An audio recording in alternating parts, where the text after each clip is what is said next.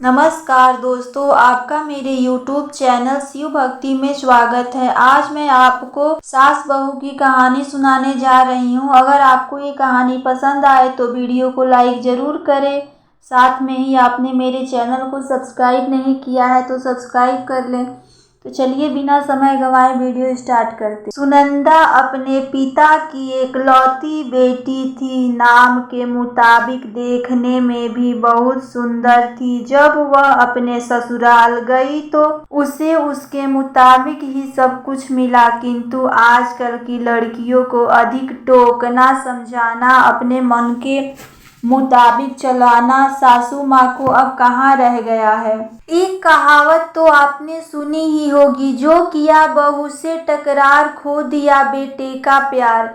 इस कहानी के मुताबिक सुनंदा की सास सुनंदा को हमेशा समझाती, बहू ऐसा करो, ऐसा न करो। नई नवेली बहू को थोड़े ही दिनों में अपनी सासू माँ से चिढ़ पैदा होने लगी। इस प्रकार यह सिलसिला आगे की ओर बढ़ता गया। एक दिन सुनंदा के घर कुछ मेहमान आने वाले थे। सासू माँ बोली, बहू आज कुछ अच्छी अच्छी व्यंजन बनाओ और मेहमानों के लिए चाय नाश्ता का इंतजाम भी अच्छी तरह से होनी चाहिए।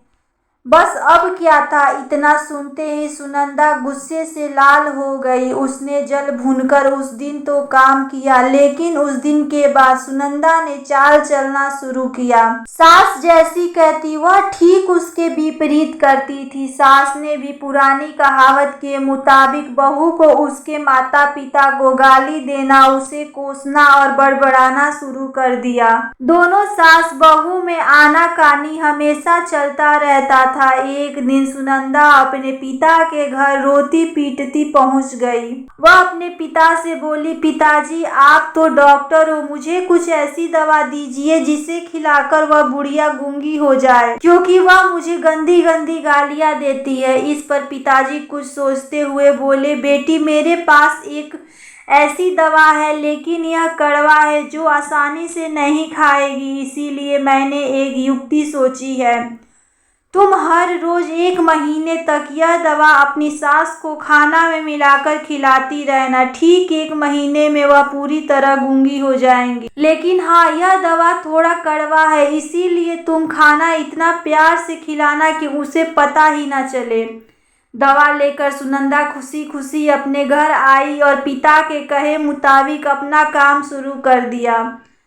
अब सास जो कुछ भी कहती उसे वह मानती और उलटकर जवाब भी नहीं देती, क्योंकि वह जानती थी कि बुढ़िया तो अब महीने भर में गूंगी होने वाली है, बोल ले जितना बोलना है, उसके बाद वह चैन से रहेगी। अब हर रोज वह प्यार से चुटकी भर दवा खाना में मिलाकर प्यार से माँ जी को देती थी। माँ जी भी समझती शायद इसके माता पिता ने इसे समझाया बुझाया है, इसलिए यह लड़ना झगड़ना बंद कर दी है।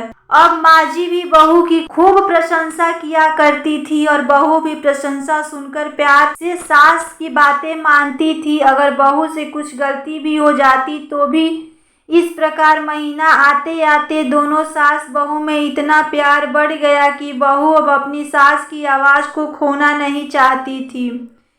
एक दिन फिर उसी प्रकार सुनंदा रोती पीटती अपने पिता के पास पहुंची। पिताजी बोले, अब क्या हुआ? सुनंदा बोली, पिताजी अब क्या होगा, मेरी सास बहुत अच्छी है, मैं उसकी आवाज़ खोना नहीं चाहती, वह मुझसे प्यार से बातें करती हैं। अब मुझे कोई ऐसा दवा दीजिए जो मेरी माँ जी को दिया हुआ दवाई का असर काट सके और वह गूंगी ना हो पाए। पर पिताजी हंसते हुए बोले, बेटी तुम रोना धोना बंद करो और खुशी से रहो। जो दवा मैंने तुम्हें दिया था वह कोई दवाई नहीं था, वह रिश्तों में घुली कड़वाहट को उतारने की तकरीब थी। अगर मैं ऐसा नहीं किया होता तो तुम शायद आज नहीं सुधरी होती। बेटी इसी प्रकार यदि तुम अपनी सास के साथ अच्छे से रहोगी तो वह भी तुम्हें अपनी बेटी के समान प्यार करेंगी। अब सुनंदा को सारी बातें समझ में आ गई थी, उसे अपनी गलती का एहसास भी हो गया था। वह वापस अपने ससुराल चली गई। इसके बाद दोनों सास बहू प्यार से रहने लगी। उनके बीच स्नेह और अपनापन का भाव आ गया और घर खुशियों से भर गया। आशा है कि ये कहानी आपके दिल को छू गई होगी। यह एक सच्चाई है। अगर बहू अपने सास का प्यार पाना चाहती है तो उसे भी अपने सास को स्नेह देना होगा।